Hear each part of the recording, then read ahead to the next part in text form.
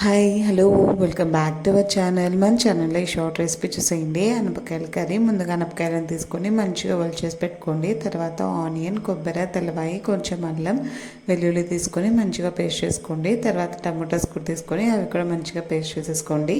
తర్వాత ఒక బాండీ పెట్టేసుకొని అందులో కొంచెం ఆయిల్ వేసేసి పోపు దినుసులు వేసేసి మనం తయారు చేసుకున్నాం కదా ఆ పేస్ట్, టమాటో పేస్ట్ కూడా వేసేసి మంచిగా ఆయిల్ సపరేట్ అయ్యేంత వరకు ఫ్రై చేసేయండి. అందులోనే కొంచెం ఉప్పు, పసుపు, కారం కూడా వేసేసి ఫ్రై చేసేయండి. అవన్నీ మంచిగా ఫ్రై అయిన తర్వాత ఆయిల్ అంతా సపరేట్ అవుతుందన్నమాట. అప్పుడు మన అనపకాయలు కూడా వేసేసి మంచిగా కాసేపు ఫ్రై చేసేసేయండి. నేను ఇక్కడ వంకాయ కూడా యాడ్ చేస్తున్నాను, టేస్ట్ బాగుంటుంది. తర్వాత మనకు సరిపడా వాటర్ వేసేసుకొని కొత్తిమీర వేసేసుకొని ఒక 2 or 3 విజిల్స్ పెట్టేసేయండి. అంతే, సింపుల్ టేస్టీ అనపకాయల కర్రీ రెడీ అయిపోతుంది. ఇది చపాతీకి కానీ పూరికి కానీ చాలా టేస్టీగా ఉంటుంది అనమాట. ఒకసారి మీరు కూడా ట్రై చేసి మీకు ఎలాగొచ్చిందో కామెంట్ చేయండి. Thank you for watching.